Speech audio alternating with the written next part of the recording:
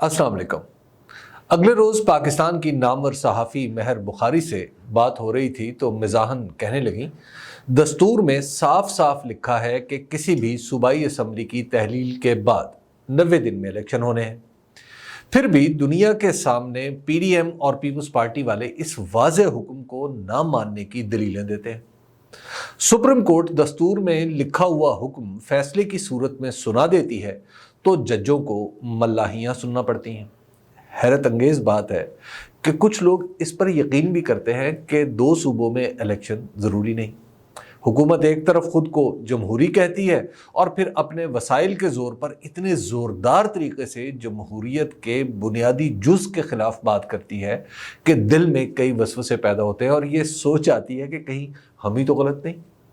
महर बुखारी पढ़ी लिखी खातून हैं जिनके दिल में दस्तूर की हाकमियत के हवाले से कोई वसवसा जगह नहीं बना सकता। अलबत्ता वो मजमुआ सियासतकारां जो इस वक्त वफाकी हुकूमत में बुराजमान है वो ज़रूर दाद का मुस्तहिक है, इसलिए कि रियासती वसाइल के ज़ोर पर सूरज की तरह रोशन हकीकत को भी धुंधला कर रख दिया है। पाकिस्तान में क्या दुनिया में कोई शख्स जो हमारे दस्तूर को एक नज़र देख ले कह उठेगा कि किसी भी सूबाई असम्बली के टूटने के बाद 90 दिन के अंदर अंदर इंतखाबात होने लाजमी हैं। इस वाज़े हुक्म के बावजूद ये ग्रोह हुकूमत जिस खुशू व खुजू से एक 100% गलत बात की हिमायत कर रहा है, ये समझाने के लिए काफ़ी है कि इसके नज़दीक दस्तूर की कोई तकदीस है न जमहूर की, अदालत की इज़्ज़त का कोई एहसास है न पार्लियामेंट की तौकीर का पास। हुकूमत अपने हर कौल और हर फेल से साबित कर रही है कि ये किसी अखलाकी, दस्तूरी या सियासी उसूल की पाबंद नहीं, बल्कि उस सौदे की पाबंद है जो इसने अप्रैल 2022 में कुछ मालूम और कुछ नामालूम कुव्वतों से किया था। अगर ये हुकूमत किसी सौदेबाजी की पैदावार ना होती तो यकीनन इसे इल्म होता कि कौमी असम्बली में वोट से नशिस्त पाने वालों से ही वोट के खिलाफ करारदादें मंजूर कराना कितना मज़े का खेस है। कानून साजों से अदालत के खिलाफ तकरीरें करवाते चले जाना पाकिस्तान के दस्तूरी निज़ाम को लतीफ़ा बनाने के मुतरादिफ है। इसे यह भी इल्म होता कि अगर हुकूमत अदालत पर अदम एतमाद करना शुरू कर दे तो फिर दुनिया में कौन होगा जो पाकिस्तान के अदालती निज़ाम पर भरोसा करेगा। हद यह है कि यह हुकूमत और इसके कारपरदाज इलेक्शन के इल्तवा के दलाइल उस दस्तूर की रोशनी में दे रहे हैं जिसका पहला फ़िक्रा यह है कि अल्लाह तबारक व तआला ही पूरी कायनात का बिला शिरकत गैर हाकिम मुतलिक है और पाकिस्तान के जमहूर को जो इख्तियार और इक़्तिदार उसकी मुकर्रर करदा हदूद के अंदर इस्तेमाल करने का हक़ होगा वो एक मुक़द्दस अमानत है। चूँकि पाकिस्तान के जमहूर की मंशा है कि एक ऐसा निज़ाम कायम किया जाए जिसमें ममलकत अपने इख्तियारात और इक़्तिदार को जमहूर के मुंतखब करदा नुमाइंदों के ज़रिए इस्तेमाल करेगी। जिस आइन की इब्तदाई सतरें ही रियासत को जमहूर के ताबे रखने के बारे में हो, उसी आइन में से इलेक्शन से इनकार दरियाफ्त कर लेना जिस तरह की सलाहियत का तकाजा करता है वो सिर्फ मौजूदा हुकूमती ज़ोमा का एक खासा है। आम आदमी इतनी बड़ी बददियानती का इर्तिकाब करने से कासिर है। पाकिस्तान जैसे ज़वाल पजीर मुल्कों की बदकिस्मती होती है कि इन पर ऐसे लोग हुक्मरान होते हैं जो हक़ाइक़ का सामना नहीं कर सकते बल्कि अपने तसव्वुर में बनाए दुश्मनों पर फतह पाकर जश्न मनाते हैं या बदहज़मी की बदौलत देखे जाने वाले ख्वाबों को हकीकत मानकर अपनी हिकमत अमली तरतीब देते हैं। मसलन इमरान खान जनरल फैज़ को चीफ ऑफ आर्मी स्टाफ बना देंगे और वो मुस्लिम लीग नून का कला कमा कर देंगे।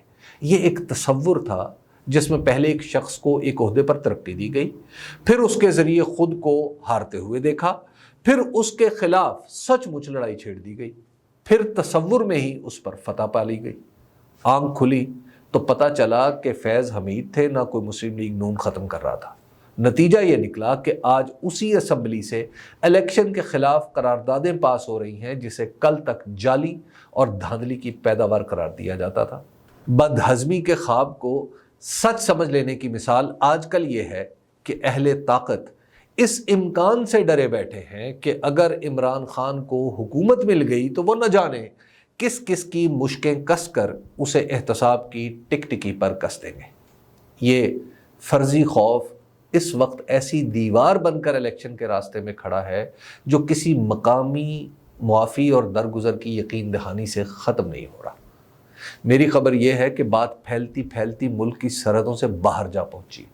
اب کچھ مشترکہ دوست معاملات کو درست کرنے کے لیے ثالثی پر تیار ہو گئے۔ مسلم لیگ نون اور اس کے دیگر ہم نواؤں کی بے چینی کی اصل وجہ ثالثی اور اہل قوت و سطوت کے خوف کے خاتمے کے امکانات ہیں۔ 2 صوبوں کے الیکشن ہوں گے یا نہیں، اس سوال کا جواب اس کے باوجود غیر یقینی ہے کہ لاہور ہائی کورٹ کا یک رکنی اور سپریم کورٹ کا 6 رکنی بینچ اس بارے میں واضح فیصلہ دے چکے ہیں۔ اصولی طور پر اس کے بعد الیکشن کے حوالے سے ظن و تخمین کا سلسلہ رک جانا چاہیے، لیکن اس بارے میں ابہام کی ایک وجہ ہمارے منصفوں کا باہمی اختلاف ہے۔ بات نازک مقام پر آ گئی ہے، اس لیے میں احتیاط سے یہ سوال رکھنا چاہوں گا کہ آخر کیوں حکومت یہ توقع لگائے بیٹھی ہے کہ اگر فلاں جج صاحب کسی بینچ کا حصہ ہوں تو پھر وہ دستور میں سے اسمبلی ٹوٹنے کے 90 دن بعد لازمی الیکشن والی شق ہی ساقط کر دیں گے۔ معافی میلارڈز، معافی، مگر اس تاثر کا منبع عدالت عظمیٰ کی وہی پرشکوہ عمارت ہے جو رونق و صفا میں کئی معبدوں سے بھی بہتر ہے۔ اس منبع انصاف میں ایسے جج صاحبان بھی ہیں جن کے لکھے ہوئے خطوط اب تاریخ کا حصہ بن چکے ہیں، اور ایسے مجتہد قانون بھی جو یکساں مہارت سے کسی بھی مقدمے کے حق یا خلاف ایک مدلل فیصلہ کر سکتے ہیں۔ وہ بھی ہیں جو روایت شکنی کرتے ہوئے صحافیوں کو چیمبر میں ہونے والی سماعت دیکھنے کا اعزاز بخش سکتے ہیں، اور وہ بھی ہیں جو اپنے برادر کو اس لیے ساتھ نہیں بٹھاتے کہ وہ باہمی پرخاش کو قانون کا حصہ نہ بنا ڈالیں۔ یہ سب کچھ جاننے والے اس چشمک سے بہت کچھ اخذ کر رہے ہیں اور اسے عدلیہ کے ہی خلاف استعمال کر رہے ہیں۔ اتنی عرض یہ بندہ عاجز جناب جسٹس قاضی فائزی صاحب اور جناب جسٹس منصور علی شاہ کی خدمت میں برائے تذکیر ضرور کرنا چاہے گا کہ جج کے سامنے پیش ہونے والا مقدمہ بیک وقت اس کی قانونی مہارت اور انصاف پسندی کا امتحان ہوتا ہے۔ بوقت سماعت ان دونوں عناصر کی موجودگی لازمی ہوتی ہے۔ ایک جج جب ان دونوں صلاحیتوں کا اظہار کرتا ہے تو اس کے لیے یہ تحدیث نعمت بھی ہے اور اوج کمال بھی۔ اور جناب جسٹس قاضی فائز عیسیٰ کی خدمت میں علامہ اقبال کا یہ شعر بھی عرض کہ تیرے بھی صنم خانے میرے بھی صنم خانے، دونوں کے صنم خاکی دونوں کے صنم فانی۔ الیکشن کے بارے میں مسلسل بڑھتا ہوا ابہام، حکومت کی دستور کی بے باکانہ خلاف ورزی، عدلیہ میں تقسیم کا تاثر اور اہل طاقت کی مزمحل ہوتی ہوئی قوت فیصلہ نے مل ملا کر ایسا ماحول پیدا کر دیا ہے کہ ملک میں مایوسی بڑھتی چلی جا رہی ہے۔ ملکی معاملات کو سمجھنے کی اہلیت اتنی انقا ہے کہ ہمارے محترم وزیر قانون جناب اعظم نذیر تارڑ غیر ملکی میڈیا کو توجیہات پیش کر رہے ہیں کہ ان کی حکومت کیوں عدلیہ کا حکم ماننے سے انکار کر رہی ہے۔ سیاست، عدالت، صحافت یا قوت، کہیں بھی ایسا ممکن نہیں رہا کہ عمران خان کا نام لیے بغیر کوئی بات مکمل ہو سکے۔ الیکشن ہونا یا نہ ہونا اپنی جگہ، حقیقت یہ ہے کہ وہ نظام کا مرکز ثقل بن چکے ہیں۔ جب نوبت یہاں تک آ جائے تو پھر یہ ماننے میں کوئی حرج نہیں کہ ملک کا نظام عمران خان کے بغیر نہیں چل سکتا۔ اس لیے الیکشن اب کوئی صرف سیاسی تقاضا نہیں رہا، ملک کی سلامتی اور استحکام سے جڑ گیا ہے۔ اور ہاں، آج جو لوگ الیکشن کے راستے میں کھڑے ہیں وہ اتنا ضرور سمجھ لیں کہ ان کے عہدے عارضی ہیں، اب بہت ہو گئی۔ اپنی قوت کے بل پر ملک کو اس قابل ضرور بنا دیں کہ اپنے عہدے سے سبکدوشی کے بعد بھی عزت سے یہاں زندگی گزار سکیں۔ وہ جو بڑے عہدوں پر اپنی مدت گزار کر باہر جا بیٹھے ہیں ان سے پوچھ کر دیکھ لیجئے، وہاں بھی عمران خان کا نام ان کا پیچھا نہیں چھوڑ رہا۔